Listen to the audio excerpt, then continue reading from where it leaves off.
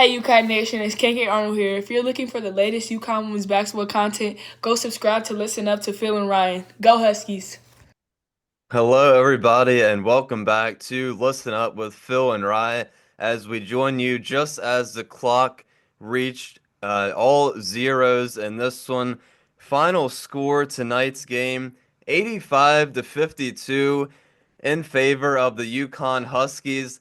Not really what we predicted, not really what we were expecting in this game, but we will certainly take it all night. The clock's about to strike midnight almost, as this game was a pretty late one. It got delayed by a little bit as the Tennessee and Iowa game was played before this, so a little bit of a late recording tonight. But here we go for the game recap.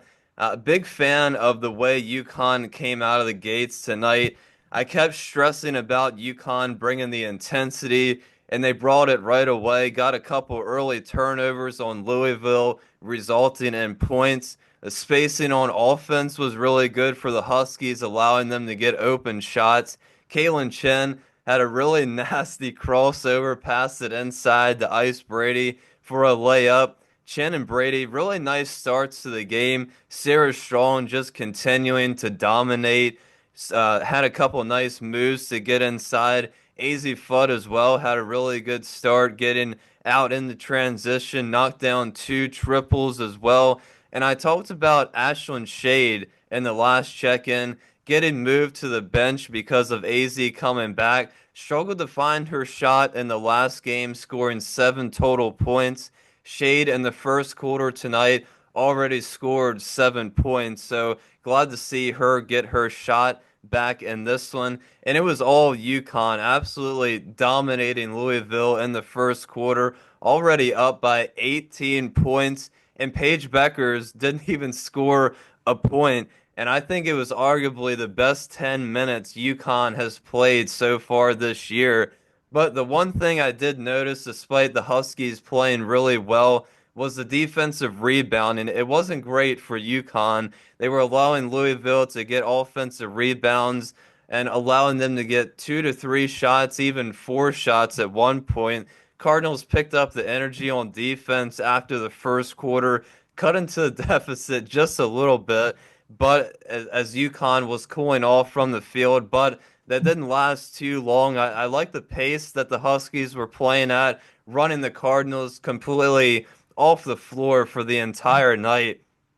And at halftime, Paige Beckers 0 of 3 from 3-point range, 0 of 6 from the field. She had just 3 points off of 3 made free throws, but she had 6 rebounds and 4 assists. And Louisville brought a double team almost every time Paige touched the ball. So I thought Paige did a nice job to distribute the ball and not turn it over. And everyone for UConn was just dominating. It was really, really fun to watch. I think the best half they've played so far this year, up by 25 at the break. I was interested to see how UConn would come out and play in the second half because of that big lead. And for most of the season, they've had a sizable lead at the half. Talked about them coming out kind of sluggish. Tonight, I didn't see that. I think we finally saw those 4 consistent quarters, 40 consistent minutes throughout this game for UConn. I was concerned though with some of the hits the Huskies were taking.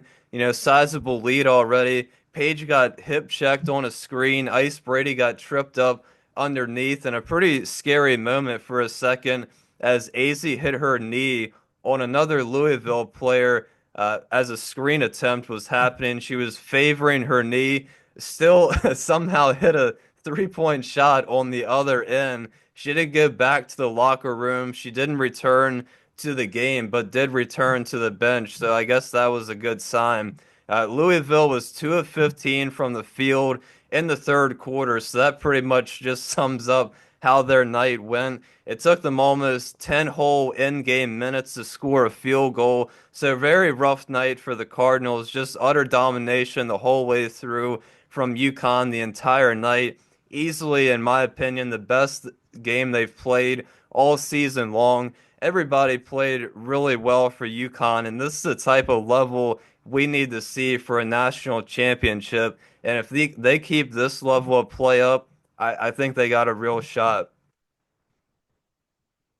Yeah, remind me again, this is called the Champions Classic. Well, first of all, I just saw you not too long ago. Correct me if I'm wrong. Everybody, we just saw everybody not too long ago. And we're going to go over the comments from the last video, Ryan, that was not too long ago. And we just, obviously, the game ended not too long ago, right? So here we go. The Champions Classic, I agree with everything you said, especially there at the end.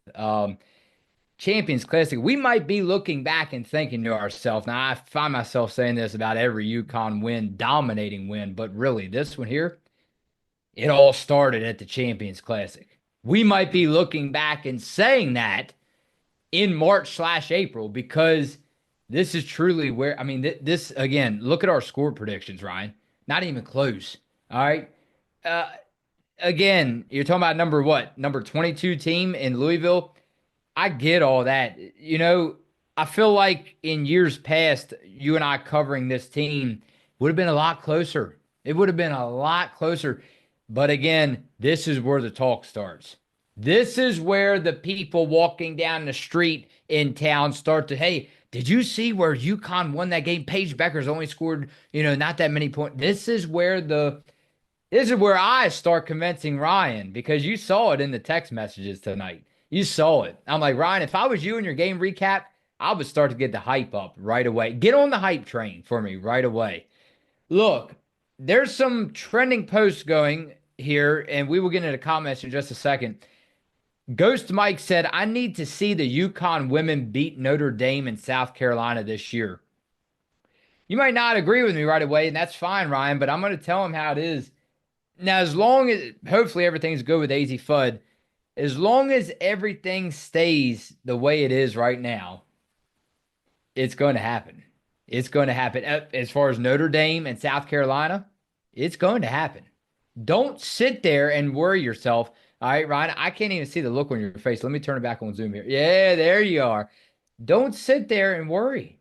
I'm telling you right now, from what I just saw tonight, I don't know about March and April. We'll talk about that later. Notre Dame and South Carolina, oh, it's going to happen. It's going to happen. All right. You can play this video back too if you want to later on down the stretch.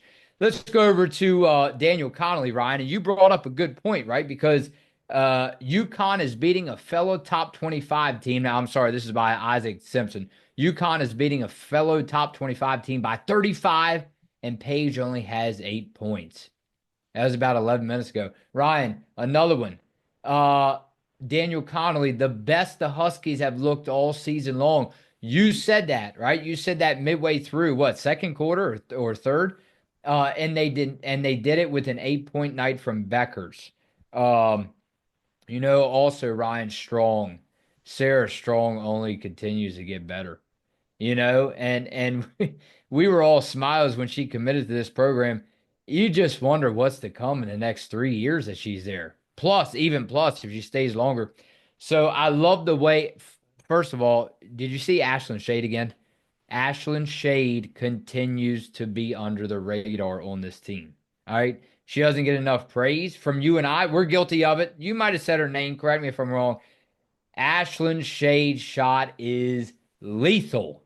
Lethal. Do you see some of the step backs that she's making, right? I mean, again, it's so many options.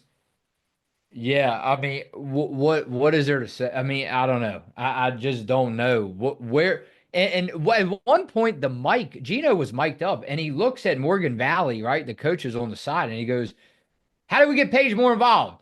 Says she's not seeing the ball enough. Ryan, it's okay. It's okay.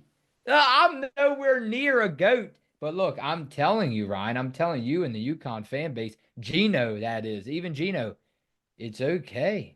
I mean, Ryan, I think you might think I'm going too far, but I'm asking you, is this here to stay? I think so. I really do. Yeah, I hope so, and I definitely think that that can happen with the upcoming games and playing Notre Dame, USC, Iowa State. I mean, if they keep this level of play up, like I just said, it's it's looking pretty good for sure. It's definitely looking pretty good. But yeah, I mean, like I said, Ashlynn Shade struggled the last game, her first game coming off the bench. So, like I said, I'm glad to see her adjust tonight. It's coming off the bench and make an immediate impact. And yeah, and like I've been saying too, Paige Becker is doing most of the scoring, her and Sarah Strong throughout these games so far for UConn. And finally saw that change tonight as well. Obviously, Paige Becker's one of the best players in the nation. We all already know that. She's already proved that. But, everybody has their off nights at some point. She can't always, hit almost every shot. So, like I said, it was good to see everybody step up. Like I said, Paige really distributed the ball really well tonight, being double teamed almost the whole night as well.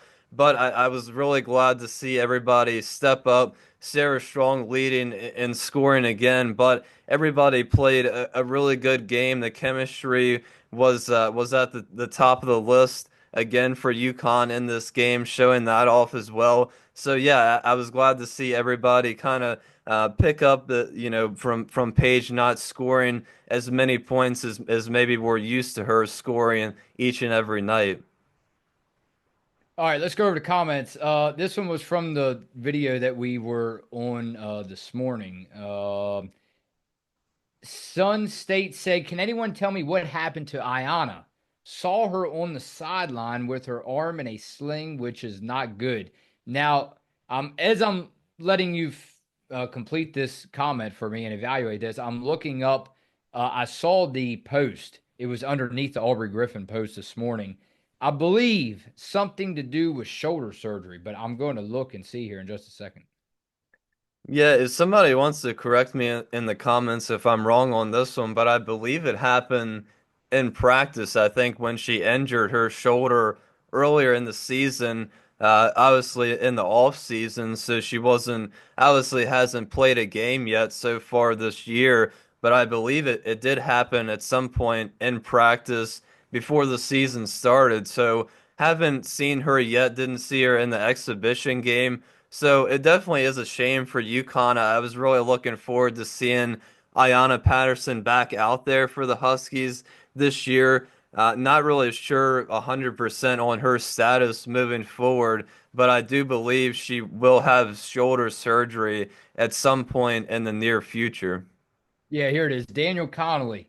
Ayanna Patterson has a shoulder operation in her future after her most recent setback, according to Gino Ariema. Ryan, that looks like that was December 6th at so last night it was posted around 8 o'clock. We'll go over the next comment, Ryan. Let's go to press.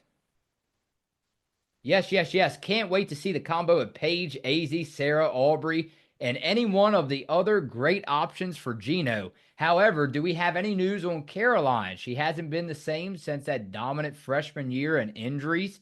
Still great news.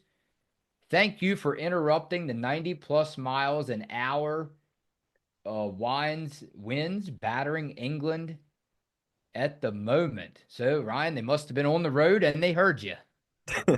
Yeah, that's great to hear. I'm glad we could help cure your boredom, I guess. But yeah, Caroline's another player. Kind of forgot to mention her this morning, but yeah, it's definitely a shame about Caroline as well because I think we were all kind of looking forward to possibly seeing her play this year as well. But it kind of seems like she might not play again at all this year. I think she has been on the bench for UConn with her teammates, but she kind of has those earplugs in, I think, at all times. I guess to kind of still help her with the head injuries that she's still having, or some of the effects that she's still having with those. No real update, but I haven't really seen any further updates on her or any positive news as far as that goes for Caroline Ducharme. All right, let's go with one more from the last video of the last check-in. Jason D'Amico said, "I believe that Gino used Holy Cross to find out how his players play without Paige. Paige did not play bad at all. She barely even shot the ball. Gino and the coaching staff were making substitutions left and right to try to find a combination that would work while Page was out. That said, if UConn would have hit just 30% of their shots in that first quarter, this would have been a 60-point blowout piece. And Ryan, again, I'm glad of it, but it's proving me wrong. I'm sitting here a week or two ago, and again, this is a beautiful thing about sports. I'm admitting to you, what did I just tell you? Nah, they won't make a deep run without Page, this and that. Well, obviously, we're not going to see until next year, right? But again, boy, oh boy. I mean, not saying forget Page, but man, it looks like all of a sudden this team is finding out how to play without the ball in her hands all the time.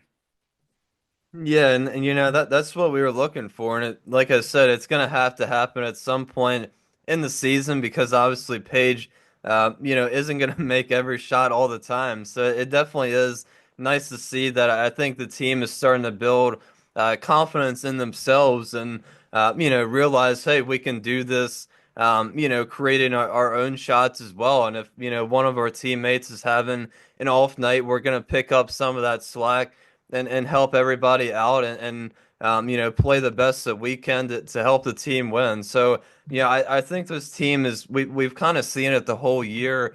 They're just so connected. Everybody's really connected with each other. That showed up in every game. I think that's going to continue the whole entire season. So I think this team is in for a really really fun ride. It's been really fun to watch them so far this year. And tonight, that was all proven again by the final score and just a domination of tonight's game. All right, let's get some sleep, UConn Nation. Approaching midnight on the East Coast, Ryan. And I will see you for the last check in pretty soon against Notre Dame. Phil and Ryan, listen up.